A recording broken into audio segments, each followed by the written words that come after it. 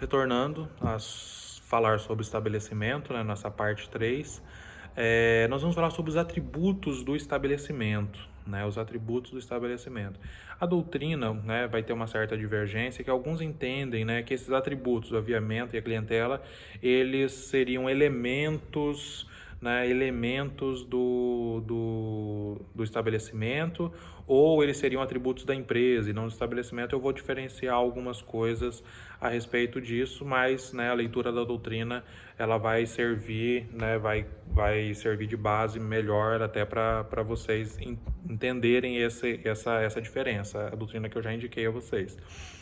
Aviamento, né, é o primeiro aí atributo do estabelecimento empresarial. Aviamento é essa mais-valia, né, que se verifica no conjunto, né, de bens que compõem o estabelecimento.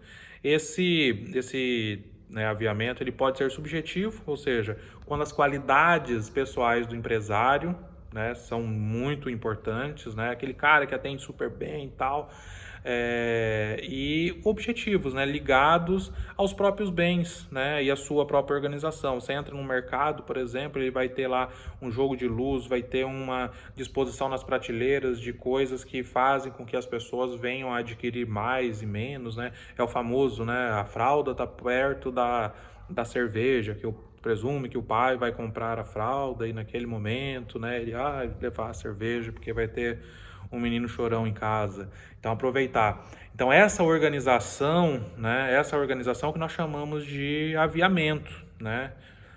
Chamamos de aviamento. Aviamento é essa aptidão que a empresa ela tem de produzir lucros, né? Essa atividade ela tem que gerar alguma coisa, ela vai gerar aí, né? Ela vai gerar lucro. Essa aptidão, esse tato para o negócio mesmo, né? A forma como o negócio ele é desenvolvido é o que nós chamamos aí de aviamento, né? Então, vai ter doutrinadores, como eu falei para vocês, que entendem que o aviamento é um atributo da empresa em si e não do estabelecimento. Outros entendem, né, uma grande parcela entende que ele é um atributo do estabelecimento empresarial. Mas lembrando, o aviamento é esse tato a mais, né, essa capacidade que a empresa tem de produzir lucros, né, em virtude do seu, né, quando falamos das qualidades pessoais do empresário, né, que é um critério subjetivo ou até do objetivo a forma da disposição dos bens, nós estamos falando aí de formas, né, de ganhar mais, né, lá no final do dia. O outro atributo aí é a clientela, né, do estabelecimento. A clientela, quem que é a clientela? É aquele conjunto de pessoas que mantém com o estabelecimento empresarial uma relação contínua para a aquisição de bens e serviços, adotando critérios objetivos, por exemplo, a localização, esse é o mais próximo da minha casa, ou até subjetivos, né, como, fulano tem uma expertise melhor no desenvolvimento, no atendimento, enfim, ele tem uma expertise melhor, né, nos negócios, né.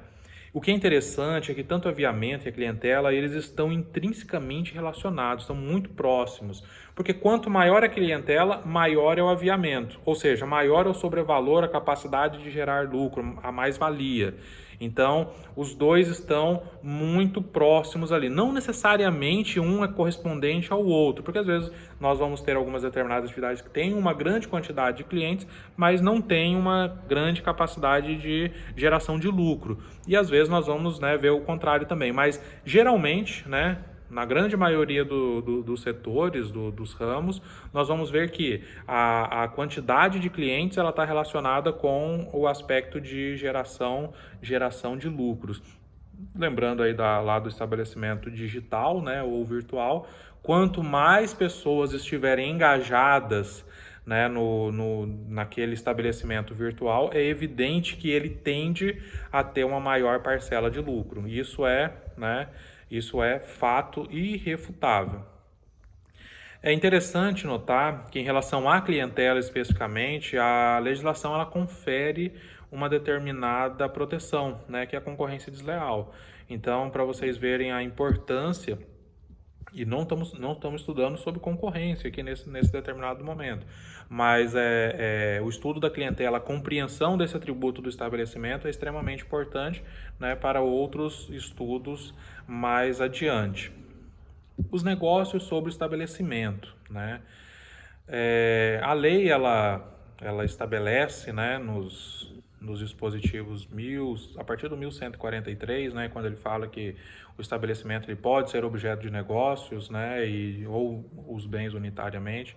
Então, nós podemos entender que o estabelecimento ele pode ser objeto de vários negócios, alienação, arrendamento, né, e a lei ali, quando vocês observam 1143, 1144 e seguintes ali no Código Civil, é possível observar que a lei ela regulamenta de forma bem específica como se deve operar os negócios sobre, né, o estabelecimento, em relação ao estabelecimento empresarial. Então, ela exige uma forma específica, né, que pode ser por instrumento público ou particular, mas é exigível, né, no público vai ser exigível aí, em casos de transmissão de bens imóveis, né, se for transferir o imóvel junto com o estabelecimento, se for do próprio empresário da sociedade.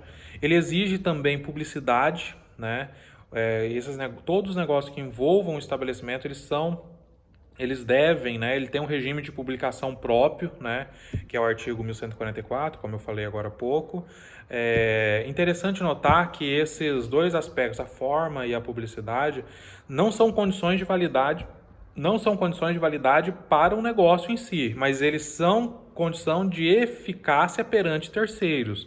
Ou seja, não quer dizer que não foi realizado dessa forma, não foi dada essa publicidade, então o negócio é inválido. Ou seja, as partes vão poder arguir a própria torpeza, né? Vedação lá do direito civil comum, né? Ninguém pode arguir a própria torpeza. Não, ou seja, não é condição de validade, mas é condição de eficácia em relação a terceiros. Se eu dei a devida publicidade, significa que os terceiros, ainda que eventualmente não concordem, mas eles vão ser ali afetados com aquele negócio. Quanto a terceiros, né, como eu já antecipei, eles vão ter aí tem uma proteção, né, principalmente aos credores, e faz absolutamente sentido, né, porque quando há alienação, né, quando há o trespasse propriamente dito do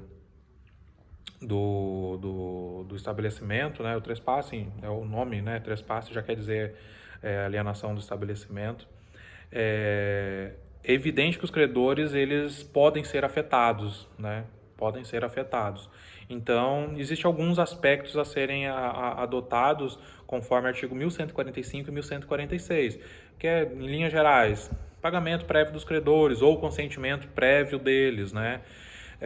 A responsabilização do adquirente pelos débitos anteriormente contabilizados, né? A responsabilização solidária do alienante pelo prazo de 1 ano em relação aos créditos vencidos na data da publicação e os demais nas datas, né, que irão se vencer. Então, nós temos aí uma série de efeitos lá, né, em relação aos credores quando nós falamos de trespasse.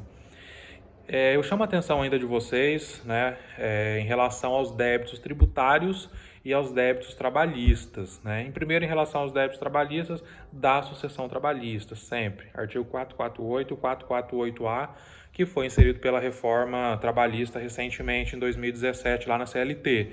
Então, da sucessão trabalhista, certo? Então, não tem nem dúvidas. Quanto aos débitos tributários, também da sucessão tributária, né? Artigo 1133 do CTN. É interessante vocês lerem esse dispositivo, ele é bem robusto mesmo, no sentido de implicar na responsabilização dos envolvidos, ou seja, das partes que estiveram ali, que estão figuradas ali no trespasse, certo? Então, da sucessão tributária, e isso existe, gente, a todos os dias, tá? Todos os dias você vê situações de contratos, né, de alienação, né, o trespasse, provavelmente dito, quando muito mal feitos, sendo responsabilizado, não era um trespasse, isso aqui era uma outra situação. Não ficou claro que era outra situação, o adquirente ele vai responder sempre, sempre.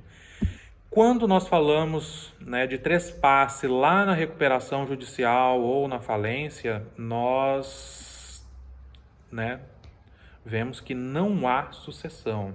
É uma hipótese em que não há sucessão. Há o trespasse, mas não há sucessão de forma alguma. Artigo, vocês podem conferir, é o artigo 50, incisos 7 e 9 e artigo 60 da Lei de Recuperação. Então, nesses casos, gente, nesse caso, especificamente, recuperação e falência, quando realizados, né, regularmente, não há que se falar em sucessão, certo?